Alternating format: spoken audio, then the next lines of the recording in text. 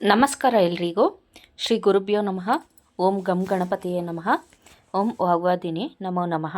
ನಿಮ್ಮ ಗಂಡ ಬೇರೊಬ್ಬ ಸ್ತ್ರೀಯ ಸಹವಾಸ ಮಾಡಿ ನಿಮಗೆ ಮೋಸ ಮಾಡುತ್ತಾ ಇದ್ದರೆ, ಅಥವಾ ನಿಮ್ಮನ್ನು ನಂಬಿಸಿ ನೀವು ಪ್ರೀತಿಸಿದಂಥ ಹುಡುಗ ಬೇರೆಯವ್ರ ಸಂಗ ಮಾಡಿದರೆ, ಅಥವಾ ನಿಮ್ಮ ಹೆಂಡತಿ ನಿಮ್ಮನ್ನು ನಂಬಿಸಿ ಬೇರೆಯವ್ರ ಸಹವಾಸ ಮಾಡಿದರೆ, ನಿಮಗೆ ನಿಮ್ಮ ಮಕ್ಕಳಿಗೆ ಮೋಸ ಮಾಡ್ತಾಯಿದ್ರೆ, ಅಥವಾ ಯಾವುದೇ ಹುಡುಗನಾಗಲಿ ಒಂದು ಹೆಣ್ಣು ಪ್ರೀತಿಸಿ ಬೇರೆಯವ್ರ ಜೊತೆ ಏನಾದರೂ ಹೋಗಿದ್ದರೆ, ಅವ್ರ ಜೊತೆ ಇದ್ದರೆ, ಇದೊಂದು ಯಂತ್ರದಿಂದ ನೀವು ನಿಮ್ಮ ಜೀವನನ ಸರಿ ಮಾಡ್ಕೋಬೋದು. ಇದು ಅತ್ಯಂತ ಶಕ್ತಿಶಾಲಿಯಾದಂಥ ಯಂತ್ರ ಆಗಿರುತ್ತೆ. ಬರೀ ಈ ಯಂತ್ರದಿಂದ ಇದೆಲ್ಲ ಸಾಧ್ಯನಾ ಅಂತ ಹೇಳಿದ್ರೆ ಖಂಡಿತವಾಗ್ಲೂ ಸಾಧ್ಯ ಇರುತ್ತೆ. ಯಾಕೆಂತೇಳಿದ್ರೆ ಹಿಂದಿನ ಕಾಲದಲ್ಲೆಲ್ಲ ನಮಗೆ ಒಂದು ಕೋರ್ಟ್ ಇರಲಿಲ್ಲ, ಬೇರೆ ಯಾವುದೇ ಮೆಡಿಷನ್ ಇರಲಿಲ್ಲ. ಆವಾಗೆಲ್ಲ ನಾಟಿ ಔಷಧಿನೇ ಕೊಡ್ತಾಯಿದ್ರು. ಆ ಯಂತ್ರ ಮಂತ್ರಗಳಿಂದನೇ ಹುಷಾರು ಮಾಡ್ತಾಯಿದ್ರು. ಅಂಥದ್ದು ಒಂದು ವಿದ್ಯೆನ ನಮ್ಮ ಋಷಿಮುನಿಗಳು ನಮಗೆ ಕೊಡುಗೆಯಾಗಿ ಕೊಟ್ಟಿದ್ರು. ಇತ್ತೀಚೆಗೆ ವಿಜ್ಞಾನ ಮುಂದುವರೆದಂಗೆ ಅದೆಲ್ಲ ಓಬಿರಾಯನ್ ಕಾಲದ್ದು, ಅದೆಲ್ಲ ಹಳೆ ಕಾಲದ್ದು, ಈ ಕಾಲದಲ್ಲಿ ಅದೆಲ್ಲ ನಡೆಯಲ್ಲ ಅಂತೆಲ್ಲ ಹೇಳ್ತಾರೆ. ಆದರೆ ಪ್ರತಿಯೊಂದಕ್ಕೂ ನಾವು ಕ್ರಮವಾಗಿ ಮಾಡಿದ್ರೆ ಪ್ರತಿಯೊಂದಕ್ಕೂ ಅದರದೇ ಆದ ಶಕ್ತಿ ಅನ್ನೋದು ಇದ್ದೇ ಇರುತ್ತೆ. ಅದು ಕೆಲಸ ಆಗೇ ಆಗುತ್ತೆ. ಜ್ಞಾನದಿಂದನೇ ವಿಜ್ಞಾನ ಹೊರತು ವಿಜ್ಞಾನದಿಂದ ಜ್ಞಾನ ಅಲ್ಲ ಅಂತ ನಾನು ಹೇಳೋಕ್ಕೆ ಇಷ್ಟಪಡ್ತೀನಿ. ನೋಡಿ, ಇದೊಂದು ಯಂತ್ರ ಬಂದು ನಿಮಗೆ ಗಂಡ ಹೆಂಡತಿ ಬೇರೆಯಾಗಿದ್ದರೆ ಅದನ್ನ ಒಂದು ಸರಿ ಮಾಡಿ ಅವರ ಸಂಸಾರನ ಸರಿ ಮಾಡ್ಕೊಳ್ಳೋ ಅಂಥ ಒಂದು ಯಂತ್ರ ಆಗಿರುತ್ತೆ. ಈ ಹಿಂದೆ ನಾನು ಪ್ರೀತಿನಾಶಕ ಯಂತ್ರ ಅಂತಂದು ಕೊಟ್ಟಿದ್ದೆ. ಅದು ಕೂಡ ತುಂಬಾ ಕೆಲಸ ಆಗುತ್ತೆ. ಅದೇ ರೀತಿ ಇದು ಕೂಡ ಒಂದು ಗಂಡ ಹೆಂಡ್ತಿನ ಸೇರ್ಸೋಕ್ಕೆ ಒಂದು ಒಳ್ಳೆ ಉತ್ತಮ ಪ್ರಯತ್ನ ಮಾಡ್ಬೋದು. ಹಾಗಿದ್ರೆ ಬನ್ನಿ, ಇದನ್ನ ಯಾವ ರೀತಿ ತಯಾರು ಮಾಡ್ಕೋಬೇಕು, ಯಾವ ದಿನಗಳಲ್ಲಿ ತಯಾರು ಮಾಡ್ಕೋಬೇಕು ಅಂತ ನಾನು ತಿಳಿಸ್ಕೊಡ್ತೀನಿ. ಅದಕ್ಕಿಂತ ಮುಂಚೆ ಯಾರಾದರೂ ನನ್ನ ಚಾನಲ್ನ ಹೊಸದಾಗಿ ನೋಡ್ತಾ ಇದ್ದರೆ, ನಿಮಗೆ ಈ ವಿಡಿಯೋ ಇಷ್ಟ ಆಯಿತು ಅಂತ ಹೇಳಿದ್ರೆ ಲೈಕ್ ಮಾಡಿ, ಶೇರ್ ಮಾಡಿ, ಇನ್ನೊಬ್ರಿಗೂ ಕೂಡ ಇದೆಲ್ಲ ತಿಳಿಲಿ. ಹಾಗೆ ಸಬ್ಸ್ಕ್ರೈಬ್ ಮಾಡೋದು ಮರಿಬೇಡಿ. ಇಷ್ಟ ಆಗಿಲ್ಲ ಅಂತ ಹೇಳಿದ್ರೆ ಡಿಸ್ಲೈಕ್ ಮಾಡಿ. ನನ್ನ ಪ್ರಕಾರ ಒಂದು ಗಂಡ ಹೆಂಡತಿ ಮಧ್ಯೆ ಆಗಲಿ ಅಥವಾ ಇಬ್ಬರು ಪ್ರೇಮಿಗಳ ನಡುವೆ ಇನ್ನೊಬ್ಬರು ಹೋಗೋದು, ಮೂರನೇ ವ್ಯಕ್ತಿ ಎಂಟ್ರಿ ಆಗೋದು ತುಂಬ ತಪ್ಪಾಗಿರುತ್ತೆ. ಯಾಕೆ ನಾನು ಹೇಳಬಾರ್ದು ಕೆಲವೊಂದು ಮಾತುಗಳನ್ನ. ಹೊಟ್ಟೆಗೆ ಅನ್ನನೇ ತಿಂತೀರಾ ಅಂತ ಅಂದ್ಕೊಂಡಿರ್ತೀನಿ. ಯಾಕೆ ಅಂತ ಹೇಳಿದ್ರೆ ಮದುವೆ ಆದವ್ರ ಮಧ್ಯೆ ನೀವು ಹೋಗಿ ಮದುವೆ ಆದವ್ರನ್ನ ಮತ್ತೆ ನೀವು ಮದುವೆ ಆಗೋದು, ಅವ್ರ ಹೆಂಡತಿ ಮಕ್ಕಳನ್ನೆಲ್ಲ ಬಿಡಿಸೋದು, ಅಥವಾ ಗಂಡನ ಮಕ್ಕಳನ್ನೆಲ್ಲ ಅನಾಥರನ್ನಾಗಿ ಮಾಡೋದು, ಇದೆಷ್ಟು ಸರಿ? ಹೆಣ್ಮಕ್ಳಾಗಿರಲಿ ಗಂಡು ಮಕ್ಕಳಾಗಿರಲಿ. ಇದು ಯಾಕೆಂತ ಹೇಳಿದ್ರೆ ಇದು ನನಗೆ ಬಂದಿರೋಂಥ 3-4 ಕೇಸ್ ಆಯ್ತು ಇದು. ಸೊ ಅದಕ್ಕಾಗಿ ನಾನು ಹೇಳ್ತಾ ಇದ್ದೀನಿ, ನೀವು ಯಾರು ಮಧ್ಯಕ್ಕೆ ಹೋಗ್ಬಿಟ್ಟು ಅವರಿಬ್ಬರನ್ನ ದೂರ ಮಾಡೋಕ್ಕೆ, ನಿಮಗೇನು ಮದುವೆ ಆಗೋದು ಇರೋರು ಯಾರು ಸಿಗೋದೇ ಇಲ್ವಾ? ಅಥವಾ ಒಂದು ಹೆಣ್ಣು ಸಿಗೋದಿಲ್ವಾ ನಿಮ್ಮ ಮೂತಿಗೆಲ್ಲ? ಅಥವಾ ಒಂದು ಗಂಡು ಸಿಗೋದಿಲ್ವಾ ನಿಮಗೆ? ಅದು ಬಿಟ್ಬಿಟ್ಟು ಮದುವೆ ಆದವ್ರನ್ನೇ ಹೋಗಿ ಅವ್ರನ್ನೇ ಇಷ್ಟಪಟ್ಟು ಅವ್ರ ಸಂಸಾರ ಹಾಳು ಮಾಡಿ, ಅವ್ರ ಅಪ್ಪ ಅಮ್ಮನ ಅವ್ರು ನೋಡದಿದ್ದಂಗೆ ಮಾಡಿ, ಅವ್ರ ಮಕ್ಳು ಗತಿಯೆಲ್ಲ ಏನು ಹೇಳಿ? ಮಕ್ಕಳು ಓದಲ್ವಾ, ಬರೆಯಲ್ವಾ, ಅವ್ರಿಗೊಂದು ಜೀವನ ಅನ್ನೋದಿರಲ್ವಾ? ನಿಮಗೆ ಹೆಣ್ಮಕ್ಳಿಗಾದರೆ ಹೇಳೋದು ಲಿಪ್ಸ್ಟಿಕ್ಕಿಗೆ, ಸೆಂಟಿಗೆ, ಬಟ್ಟೆಗೆಲ್ಲ ಕೊಡಿಸ್ತಾರೆ ಅಂತ ಹೇಳ್ಬಿಟ್ಟು, ತಿನ್ನೋಕ್ಕೆ ಏನಾದ್ರು ದೋಸೆನೋ ಅದು ಇದು ಕೊಡಿಸ್ತಾರೆ ಅಂತ ಹೋಗ್ಬಿಡೋದ ಬೇರೆ ಗಂಡಸಿಂದೆ? ಇದೇನಾ ನಿಮ್ಮ ಸಂಸ್ಕೃತಿ ನಿಮ್ಮ ಮನೇಲಿ ಕಲಿಸ್ಕೊಡೋದು? ಅಥವಾ ಗಂಡು ಮಕ್ಕಳಿಗೆ ಆಗಲಿ, ಮದುವೆ ಆಗಿರ್ತಾರೆ ಹೆಂಗಸರು, ಅವ್ರ ಮಧ್ಯೆ ನೀವೇನಕ್ಕೆ ಹೋಗ್ತೀರಾ? ನಿಮಗೇನು ನಿಮ್ಮ ಮೂತಿಗೊಂದು ಹೆಣ್ಣು ಸಿಗೋದಿಲ್ವಾ? ಇದನ್ನ ನಾನು ಬೈಬಾರ್ದು. ಯಾಕೆಂತೇಳಿದ್ರೆ ನನ್ನ ಹತ್ರ ಬಂದ ಕೇಸುಗಳಲ್ಲಿ ಅವ್ರು ಎಷ್ಟು ಕಣ್ಣೀರು ಹಾಕಿದ್ದಾರೆ ಅಂತ ನಾನು ನೋಡಿದ್ದೀನಿ. ನನಗೆ ಒಂಥರ ಕರಳು ಉಚ್ಚಿದಂಗೆ ಆಗುತ್ತೆ. ಈ ಥರನೂ ಮಾಡ್ತಾರಲ್ಲಪ್ಪ ಅಂತಲೇ ಅನಿಸುತ್ತೆ. ನಾನು ನಿಮಗೆಲ್ಲ ಹೇಳೋಕ್ಕೆ ನಾನು ಯಾರು ಅಲ್ಲ. ಆದರೂ ಒಂದು ಸಂಸಾರನ ಹಾಳು ಮಾಡೋಕ್ಕೆ ನೀವು ಯಾರು? ಅದಕ್ಕೆ ನಾನು ಹೇಳ್ತಾ ಇದ್ದೀನಿ. ದಯವಿಟ್ಟು ಹೇಳ್ತೀನಿ, ಒಂದು ಗಂಡಿಗೆ ಒಂದು ಹೆಣ್ಣು ಅಂತ ಬರೆದಿರ್ತಾರೆ. ಅಂಥ ಇದರಲ್ಲಿ ಒಂದು ನಿಮ್ಮ ಮನೇಲಿ ನೋಡೋಂಥ ನಿಮಗೆ ಮದುವೆ ಆಗಲಿಕ್ಕೆ ಇಷ್ಟ ಇದೆಯಾ? ನಿಮ್ಮ ವಯಸ್ಸು ಯಾವುದೇ ಆದ್ರಾಗಿರಲಿ, ಹೇಳಿ, ಮನೇಲಿ ಹೇಳಿ, ನನಗೆ ಮದುವೆ ಆಗಬೇಕು ಅಂತ ಹೇಳಿ. ಯಾರನ್ನಾರು ನೋಡಿ ಮದುವೆ ಮಾಡ್ತಾರೆ, ಅದು ಹುಡುಗನಿಗಾಗಲಿ ಇರಲಿ ಅಥವಾ ಹುಡುಗಿಗೆ ಆಗಿರಲಿ. ಅದು ಬಿಟ್ಬಿಟ್ಟು ಒಳಗೊಳಗೆ ನಿಮ್ಮ ತಂದೆ ತಾಯಿಗೆ ನೀವು ಮೋಸ ಮಾಡಿಕೊಂಡು, ನಿಮ್ಮ ಹೆಸ್ರುಗಳನ್ನೂ ಹಾಳು ಮಾಡಿಕೊಂಡು, ನಿಮ್ಮ ಕುಟುಂಬದಲ್ಲಿ ಅವ್ರನ್ನ ತಂದೆ ತಾಯಿ ಒಂದು ತಲೆ ಎತ್ತದಿದ್ದಂಗೆ ಮಾಡಿ, ಬೇರೆಯವ್ರ ಕುಟುಂಬಕ್ಕೆ ಹೋಗಿ ಅಲ್ಲಿ ಅವ್ರ ಹೆಂಡತಿ ಮಕ್ಕಳನ್ನೆಲ್ಲ ಅನಾಥರನ್ನಾಗಿ ಮಾಡಿ, ಇದೆಲ್ಲ ಏನು ಕೇಳಿ ಏನು ಚೆನ್ನಾಗಿರುತ್ತೆ ಇದೆಲ್ಲ?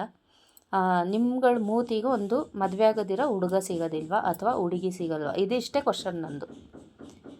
ಅಥವಾ ನೀವು ಹುಡುಗರೇ ಆಗಿದ್ದರೆ ನೀವು ಸೋಕಿ ಮಾಡ್ಕೊಂಡು ತಿರ್ಕೊಂಡು ಅಲ್ಲಿ ಇಲ್ಲಿ ನಿಂತ್ಕೊಂಡು ಯಾವುದಾದ್ರೂ ಒಂದು ಹೆಣ್ಮಗಳನ್ನ ಈ ಥರ ಏನು ಅವ್ರಿಗೆ ಮಕ್ಕಳನ್ನದಿರ್ತದೆ, ಆ ಮಕ್ಕಳಿಗೆ ಅನ್ಯಾಯ ಮಾಡಿಕೊಂಡು ಅವ್ರ ಗಂಡ ಸ್ವಲ್ಪ ಇನ್ನೋಸೆಂಟಾಗಿದ್ದರೂ ಪರವಾಗಿಲ್ಲ ಅಥವಾ ಜೋರಾಗಿದ್ದರೂ ಪರವಾಗಿಲ್ಲ, ಅವ್ರ ಸಂಸಾರಕ್ಕೆ ನೀವೇನಕ್ಕೆ ಎಂಟ್ರಿ ಆಗ್ತೀರಾ? ನಿಮ್ಮ ಮೂತಿಗೆ ನಿಮ್ಮ ಯೋಗ್ಯತೆಗೆ ಒಂದು ಹೆಣ್ಣನ್ನೋದು ಸಿಗೋದೇ ಇಲ್ವಾ? ಸಿಗೋದಿದ್ರೆ ಹೋಗಿ ಸನ್ಯಾಸಿಗಳಾಗ್ಬಿಡಿ. ದಯವಿಟ್ಟು ಹೇಳ್ತೀನಿ, ಯಾರ ಸಂಸಾರನೂ ಹಾಳು ಮಾಡೋಕ್ಕೆ ಹೋಗಬೇಡಿ. ಇತ್ತೀಚೆಗಂತೂ ಇದೆಲ್ಲ ತುಂಬಾ ನಡೀತಾ ಇದೆ. ಅದರಿಂದನೇ ನನಗೆ ಕೋಪದಲ್ಲಿ ಹೇಳ್ತಿದ್ದೀನ ಇಲ್ಲ ಬೇಜಾರದಲ್ಲಿ ಹೇಳ್ತಿದ್ದೀನ ನನಗೇ ಗೊತ್ತಾಗ್ತಾ ಇಲ್ಲ.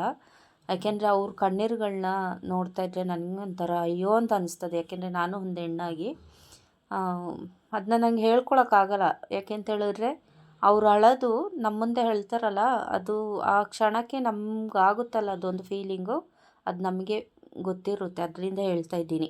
ದಯವಿಟ್ಟು ಯಾರಿಗಾದ್ರೂ ನೋವಾಗಿದ್ದರೆ ನನ್ನ ಕ್ಷಮಿಸಿ ಅಂತಲೇ ಕೇಳ್ಕೊತಿದ್ದೀನಿ. ನೋಡಿ, ಯಾರ ಸಂಸಾರನೂ ದಯವಿಟ್ಟು ಹಾಳು ಮಾಡಬೇಡಿ. ನಿಮ್ಮ ಯೋಗ್ಯತೆ ನೋಡಿಕೊಂಡು ನಿಮಗೆ ಏನು ಒಂದು ಹೆಣ್ಣು ಸಿಗಬೇಕಾ ಗಂಡು ಸಿಗಬೇಕಾ, ಮದುವೆ ಆಗೋದಿರೋರನ್ನೇ ಇಷ್ಟಪಟ್ಟು ಮದುವೆ ಆಗಿ ಪರವಾಗಿಲ್ಲ. ಅದಕ್ಕೆ ಒಂದು ವ್ಯಾಲ್ಯೂ ಅನ್ನೋದಾದ್ರೂ ಇರುತ್ತೆ. ಈ ಹುಡುಗಿನ ನೋಡೋದಂತೆ, ಇನ್ನೊಬ್ಬರನ್ನ ನೋಡೋದಂತೆ, ಅವ್ರನ್ನ ನೋಡೋದಂತೆ ಒಂದೊಂದು ಹುಡುಗಿಗೂ ಮೋಸ ಮಾಡ್ಕೊಬಂದರೆ ನಿಮ್ದು ಏನು ಕ್ಯಾರೆಕ್ಟ್ರು? ಅಥವಾ ನೀವು ಹುಡುಗನಿಗೆ ಮೋಸ ಮಾಡ್ಕೊಬಂದರೆ ನಿಮ್ಮನ್ನ ಏನು ಅಂತ ಕರಿಬೇಕು ಹೇಳಿ? ಆ ಥರ ಎಲ್ಲ ಮಾಡೋದು ತುಂಬ ತಪ್ಪು. ಆ ಥರ ಎಲ್ಲ ಮಾಡೋಕ್ಕೆ ಹೋಗಬೇಡಿ. ನಿಮ್ಮ ಲೈಫ್ನ, ನಿಮ್ಮ ಹೆಸ್ರನ್ನ, ನಿಮ್ಮ ಅಪ್ಪ ಅಮ್ಮನ ಹೆಸ್ರನ್ನ ನೀವೇನಕ್ಕೆ ಒಂದು ಏಜಿಗೆ ಬರ್ತೀರ, ಒಂದು 17ರಿಂದ 20, 25, 30, 40 ಯಾವುದೋ ಒಂದು ಏಜು ಇಲ್ಲಿಗಂಟ ನಿಮ್ಗೆ ಕರ್ಕೊಬಂದಿದ್ದಾರಲ್ಲ ನಿಮ್ಮ ಅಪ್ಪ ಅಮ್ಮ, ನಿಮ್ಮ ಹೆಸ್ರನ್ನ ನೀವೇ ಕೆಡಿಸ್ಕೋತೀರ. ಅದ್ರ ಜೊತೆಗೆ ನಿಮ್ಮ ಅಪ್ಪ ಅಮ್ಮನ ಹೆಸರು, ನಿಮ್ಗೆ ಅಣ್ಣ ತಮ್ಮಂದಿರು ಇದ್ದರೆ, ಅಕ್ಕ ತಂಗಿರಿದ್ದರೆ ಅವ್ರ ಹೆಸ್ರುಗಳು, ಅವ್ರಿಗೆ ಮದುವೆ ಆಗಿದ್ದರೆ ಅವ್ರ ಫ್ಯಾಮಿಲೀಲಿ ನಿನ್ನ ತಮ್ಮ ಈ ಥರ, ನಿನ್ನ ತಂಗಿ ಈ ಥರ, ಅಕ್ಕ ಈ ಥರ, ಅಣ್ಣ ಈ ಥರ ಅಂತ ಎಷ್ಟು ಆಡ್ಕೋತಾರೆ. ಯಾರಿಗೆಲ್ಲ ಈ ವಿಡಿಯೋ ತಲುಪುತ್ತೋ ತಲುಪಲ್ವೋ ನನಗೆ ಗೊತ್ತಿಲ್ಲ. ನಾನು ಇವಾಗಲೇ ಹೇಳಿದ್ದೀನಲ್ಲ, ನನಗೆ ಅದು ನೋವಿಂದ ಹೇಳ್ತಾ ಇದ್ದೀನ ಇಲ್ಲ ಅದು ಸಿಟ್ಟಲ್ಲಿ ಹೇಳ್ತಾ ಇದ್ದೀನ ನನಗೆ ಗೊತ್ತಾಗ್ತಾ ಇಲ್ಲ ಏನು ಮಾತಾಡ್ತಾ ಇದ್ದೀನಿ ಅಂತ. ಆದ್ದರಿಂದ ನೋಡಿ, ಗಂಡ ಹೆಂಡ್ತಿರ ಮಧ್ಯೆ ಯಾರಾದರೂ ಬಂದು ನಿಮ್ಮ ಸಂಸಾರನ, ಅದು ಗಂಡೇ ಆಗಿರಲಿ ಎಣ್ಣೆ ಆಗಿರಲಿ, ನಿಮ್ಮ ಸಂಸಾರನ ಅವರು ಹೊಡಿತಾ ಇದ್ದಾರೆ ಅಂತ ಹೇಳಿದ್ರೆ ನಿಮ್ಮ ಗಂಡನ ನೀವು ಜೋಪಾನ ಮಾಡ್ಕೋಬೇಕು, ಅಥವಾ ನಿಮ್ಮ ಹೆಂಡ್ತಿನ ನೀವು ಜೋಪಾನ ಮಾಡ್ಕೋಬೇಕು ಅಂತ ಹೇಳಿದ್ರೆ. ಯಾಕೆಂದರೆ ತುಂಬಾ ಲೈಫ್ ಇರುತ್ತೆ, ನಿಮ್ಮ ಮಕ್ಳಿಗೂ ಒಂದು ಲೈಫ್ ಇರುತ್ತೆ. ಅದ್ರ ಬಗ್ಗೆ ಯೋಚನೆ ಮಾಡಿ. ಒಂದೆರಡು ದಿನದ ಬಾಳಿಗೋಸ್ಕರ ಚೆಂಗ್ಳೆಲ್ಲ ಆಡಿಕೊಂಡು ದಯವಿಟ್ಟು ನಿಮ್ಮ ಹೆಸ್ರನ್ನ ನೀವು ಹಾಳು ಮಾಡ್ಕೋಬೇಡಿ. ಬನ್ನಿ, ಆಗಿದ್ರೆ ಈ ಯಂತ್ರದ ಬಗ್ಗೆ ಮಾತಾಡೋಣ. ಅದ್ರ ಬಗ್ಗೆ ಮಾತಾಡ್ತಾಯಿದ್ರೆ ತಲೆನೇ ಕೆಟ್ಟೋಗ್ಬಿಡುತ್ತೆ. ಇದು ನೋಡಿ, ಇದೊಂದು ಪುರಾತನ ಆಗಿರೋಂಥ ಯಂತ್ರ ಆಗಿರುತ್ತೆ. ಇದು ಅಷ್ಟೇ ಶಕ್ತಿಶಾಲಿ ಇರೋಂಥ ಒಂದು ಯಂತ್ರ. ಈ ಯಂತ್ರನ ನೀವು ಭಾನುವಾರ ದಿನಗಳಲ್ಲಿ ಅಥವಾ ರವಿಪುಷ್ಯ ದಿನಗಳಲ್ಲಿ ಬರ್ಕೋಬೇಕು. ಒಂದು ಶುಭ ದಿನಗಳಲ್ಲಿ ಬರ್ಕೋಬೇಕು ಅಂತ ಅಂದ್ಕೊಳ್ಳಿ. ಇದನ್ನ ನೀವೇ ಬರ್ಕೋಬೋದು, ಅಥವಾ ಯಾರ ಹತ್ರರು ಯಂತ್ರ ಬರೀತಾರಲ್ಲ ಅವ್ರ ಹತ್ರ ಬರೆಸ್ಕೊಳ್ಳಿ. ನಂತರ ಇದಕ್ಕೆ ಕೆಲವೊಂದು ಮೂಲಿಕೆಗಳು ಹಾಕಬೇಕು. ಆ ಮೂಲಿಕೆಗಳನ್ನೆಲ್ಲ ಇಲ್ಲಿ ಕೊಟ್ಟಿರಲ್ಲ ನಾನು. ನಿಮ್ಗೇನಾದರೂ ಬೇಕು, ನಮಗೆ ಅವಶ್ಯಕತೆ ಇದೆ ಅಂತ ಹೇಳಿದ್ರೆ ಕಮೆಂಟ್ ಸೆಕ್ಷನಲ್ಲಿ ತಿಳಿಸಿ. ಯಾಕೆಂತೇಳಿದ್ರೆ ಇದೆಲ್ಲ ಮಿಸ್ಯೂಸ್ ಆಗೋಂಥ ಚಾನ್ಸಸ್ ಇರೋದ್ರಿಂದ ನಾನು ನಿಮಗೆ ಕಮೆಂಟ್ ಸೆಕ್ಷನಲ್ಲಿ ಮಾತ್ರ ಇದಕ್ಕೆ ಆನ್ಸರ್ ಮಾಡ್ತೀನಿ. ಹಾಗೆ ಈ ಯಂತ್ರನ ಒಂದು ತಾಮ್ರದ ತಗಡಿನಲ್ಲಿ ಬರ್ಕೋಬೇಕಾಗುತ್ತೆ. ಬರ್ಕೊಂಡು ಒಂದು ದೇವ್ರ ಫೋಟೋ ಮುಂದೆ ಇಡಬೇಕು. ಅಂದರೆ ನೀವು ಪೂಜೆ ಮಾಡ್ತೀರಲ್ಲ ದೇವ್ರ ಮನೆ, ನಿಮ್ಮ ಮನೆ ದೇವರು, ಕುಲ ದೇವರು, ನಿಮ್ಮ ಇಷ್ಟ ದೇವರು, ಆರಾಧ್ಯ ದೇವರು, ನಿಮ್ಗೆ ಯಾವ ದೇವರು ಇಷ್ಟ ಆ ದೇವ್ರ ಮುಂದೆ ಇಡಿ. ನಂತರ ಇನ್ನೊಂದು ಯಂತ್ರನ ನೀವು ಕುಡಿಯೋ ನೀರೆಲ್ಲ ಸಂಗ್ರಹಿಸ್ತೀರಲ್ಲ, ಅಂದರೆ ಒಂದು ಅಡುಗೆಗೆಲ್ಲ ಬಳಸ್ತೀರ. ಅಡುಗೆ ಮನೇಲಿ ಇರುತ್ತೆ ಒಂದು ನೀರು, ಒಂದು ಅಂಡೆ ಅಂತ ಹೇಳ್ತಾರೆ, ಅದರಲ್ಲಿ ನೀರು ಹಾಕಿಟ್ಟಿರ್ತೀರಲ್ಲ ಅಂಥ ಆ ಅಂಡೆ ಕೆಳಗೆ ತಗೋಗಿ ಒಂದು ಯಂತ್ರನ ಇಡಿ. ನಂತರ ಇದನ್ನ ನೀವು ದಿನ ಪೂಜೆ ಮಾಡುವಾಗ ದೇವ್ರ ಮನೇಲಿ ಪೂಜೆ ಮಾಡಿಬಿಟ್ಟು ನಂತರ ಈ ಯಂತ್ರಕ್ಕೂ, ಅಂಡೆ ಹತ್ರ ಇರುತ್ತಲ್ಲ ಯಂತ್ರ, ಅದಕ್ಕೂ ಕೂಡ ಪೂಜೆ ಮಾಡಿ ಕಾಲಕ್ರಮೇಣ ನೀವು ಗಂಡ ಹೆಂಡ್ತಿರು ಚೆನ್ನಾಗೇ ಆಗ್ತೀರಾ, ಒಂದಾಗೇ ಆಗ್ತೀರಾ. ಈ ಯಂತ್ರದಲ್ಲಿ ಮಧ್ಯ ದೇವದತ್ತ ಅಂತ ಬರೆದಿದ್ದಾರೆ.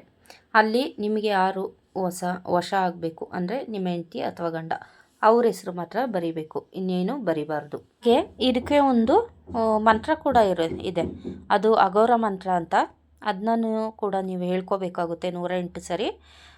ಮಂತ್ರ ತುಂಬ ಚಿಕ್ಕದಿದೆ, ನಾನು ಹೇಳ್ತೀನಿ ನೋಡಿ. ಅಗರಭ್ಯೋ ತಗರಭ್ಯೋ ಘೋರ ಘೋರ ತದಭ್ಯೋ ಸದಾಶಿವಂ. ಈ ಮಂತ್ರನ ತುಂಬ ಚಿಕ್ಕದಾಗಿದೆ, ತುಂಬ ಈಸಿಯಾಗಿ ಕೂಡ ಹೇಳ್ಕೊಬೋದು. ಈ ಯಂತ್ರ ರೆಡಿ ಮಾಡಿ ಇದಕ್ಕೆ ಪ್ರಾಣ ಪ್ರತಿಷ್ಠೆ ಜೀವಕಳೆಲ್ಲ ತುಂಬಿ ನಂತರ ಇದಕ್ಕೆ ಅಷ್ಟವಿಧಾರ್ಚನೆಯನ್ನು ಮಾಡಿ ಈ ಮಂತ್ರದಿಂದ ಅಭಿಮಂತ್ರಿಸಬೇಕಾಗುತ್ತೆ. ಈ ಮಂತ್ರದಿಂದ ಅಭಿಮಂತ್ರಿಸಿ ನೀವೊಂದು ದೇವ್ರ ಮನೇಲಿ ಇಡಿ, ಇನ್ನೊಂದು ಅಡುಗೆ ಮನೇಲಿರೋಂಥ ಹಂಡೆ ಕೆಳಗೆ ಇಡಿ.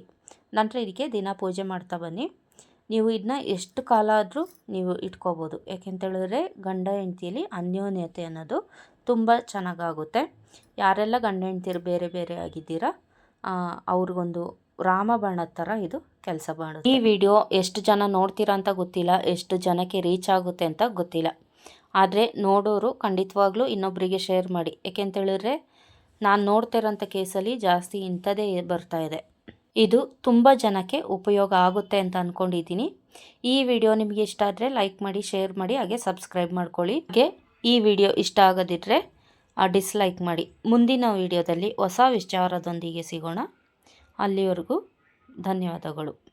ಲೋಕ ಸಮಸ್ತ ಸುಖಿನೋ ಭವಂತು, ಸನ್ಮಂಗಳಾನಿ ಭವಂತು. ಎಲ್ಲರಿಗೂ ಒಳ್ಳೆಯದಾಗಲಿ.